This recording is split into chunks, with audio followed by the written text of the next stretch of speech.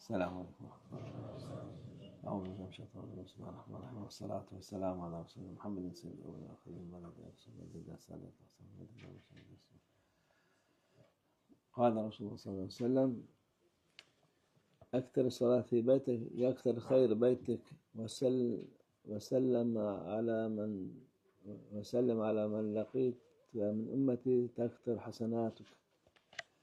Peygamber sallallahu aleyhi ve sellem buyuruyor ki evinde çokça namaz kıl ki evinin bereketi artsın. Yani evde tabi sünnetler daha fazla, cemaat farz vakitleri camide daha fazla ama sünnette nafile namazlar evde kılınması bereket olur. Evin bereketi artır. Ümmetimden kimseye rast gelirsen selam ver ki sevapların çok olsun. İnsanlar selam verdikçe sevaplar da artmış oluyor insanın. Kâle Resulullah sallallahu aleyhi ve sellem akribu buyutakum bi ba'di salatikum ve la tettehiduha kuburan. Peygamber sallallahu aleyhi ve sellem buyuruyor ki namazının bir kısmını evlerinizde kılmak suretiyle oraları da değer verin. Yani evde namaz kılmayan olunca o değeri olmuyor evin. Yani namazla değeri oluyor evin. Onun için nafile namazlarını evde kılmak, teheccüd, kuşluk, tevvabı falan o da evde kılınsa çok daha evlere de bereket oluyor. Onlara değer verin, onlara mezarlığa çevirmeyin. Mezarlıkta namaz olmuyor diye namaz kılmayan ev mezarlık gibi yani şeysizdir, bereketsiz olur. Kâle Resulullah sallallahu aleyhi ve sellem amma salatul racul fi beyti fenurun fenevviru biha biyutakum. Peygamber sallallahu aleyhi ve sellem buyuruyor ki adamın nafile namazını evinde kılması ise bir nurdur. Yani artık onunla evinizin nurlandırın diyor Peygamber sallallahu aleyhi ve sellem. Yani namazdan nur geliyor, hemen nur yani onu evin nuru artsın diye namazını nafileleri evde kılın diyor Peygamber sallallahu aleyhi ve sellem. Kâle Resulullah sallallahu aleyhi ve sellem tatavvu'ar racul fi beytihi yezidu ala tatavvu'u hinden nas kefadlı salatı racul fi cemaatin ala salati vahdahum. Ala salati vahdahum. Kişinin evinde kıldığı nafile namazın başka kişilerin bulunduğu bir yerde kıldığı nafile namaza olan üstünlüğü, kişinin cemaatle kıldığı namazın tek olarak kıldığı namaz olan üstünlüğü gibidir. Yani evinde kılan nafile namaz, camide insanların önünde kılıp da nafile namaz, onların kıymeti, evde kılınan kıymeti cemaatle namaz kılmış gibi oluyor. Camideki farz namazı nasıl üstünse nafile namazı evde kılınması o kadar üstündür. Kâle Resulullah sallallahu aleyhi ve sellem sallu eyyuhen nâs fi beytikum fe enefdala salatul mer fi beyti illel mektubete.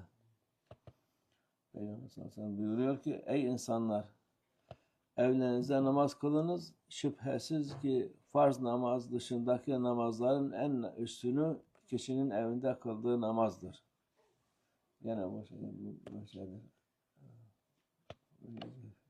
Nafile evde kılan namaz. Çünkü namaz cami zaten farz için 25-27 kat daha fazla sevaptır ama nafile için nafile namaz evde kılması daha müstehaptır, daha faydalıdır, daha sevaptır.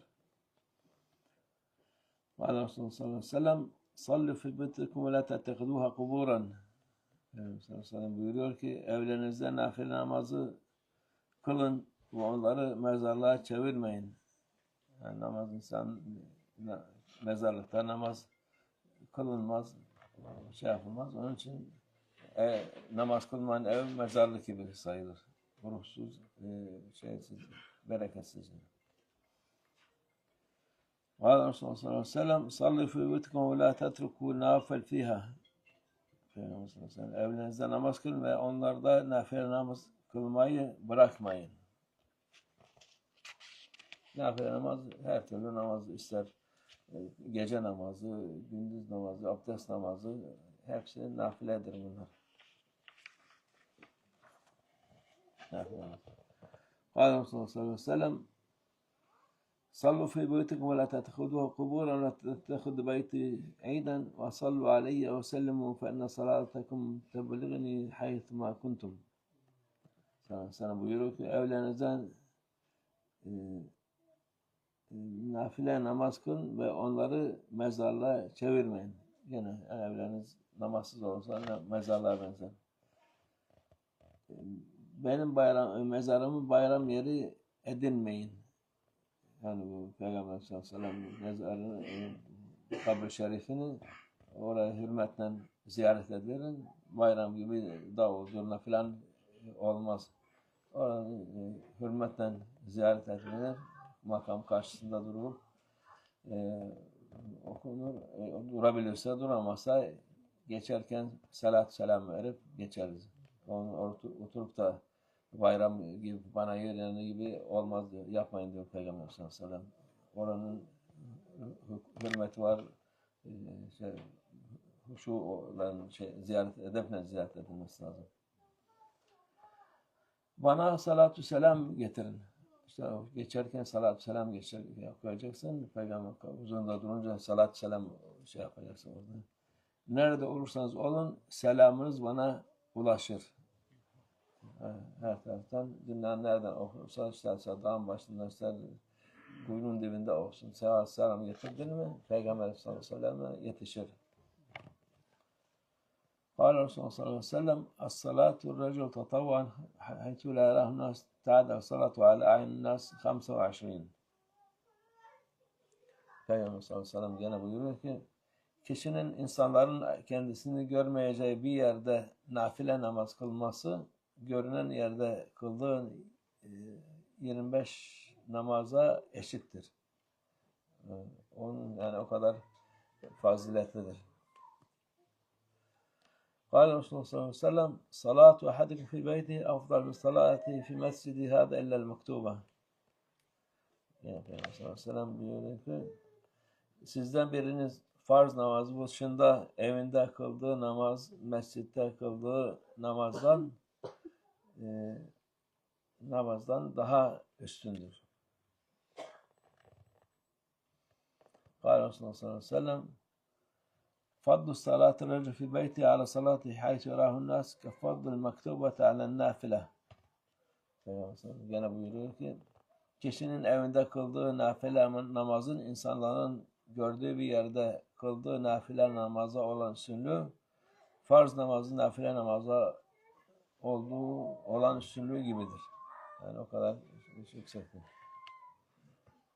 Kâle Resulullah sallallahu aleyhi ve sellem el-faridatu fil mescid ve tatavvu fil beyt. Peygamber sallallahu aleyhi ve sellem buyuruyor ki farz namaz mescitte, nafile namaz ise evde kılınmalıdır. Kâle Resulullah sallallahu aleyhi ve sellem erka'u hâteyn rek'ateyn fi beytikum es-subhata ba'del mağrib akşam namazından farzından sonra şu 2 rekat nafileyi sünnette de evlerinize kılınız. Şimdi o nafile namazlar ama şeyine olunca çoğu insan müekket sünnet var, nafile var. Nafileler evde kılınır, sünnetler gene mescitte kılınır. Çünkü onu olabilir bırakıp da evde kılacağım der, ondan sonra onu da unutur ya bir şey olur. Onun için onlar nafile dediğimizde nafile sünnetin daha az olan yani. Kuşluk namazı, abdest namazı, işrak, gece namazları hep nafiledir bunlar. Kâle Resulullah sallallahu aleyhi ve sellem nevvuru menazilekum bis-salati ve kıraatil Kur'an.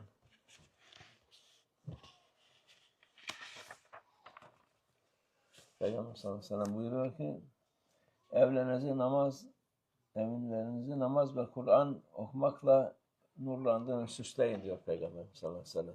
Yani onların süsü namaz ve Kur'an okumaktır. Sadaka Resulullah fil mekal ev kema kal.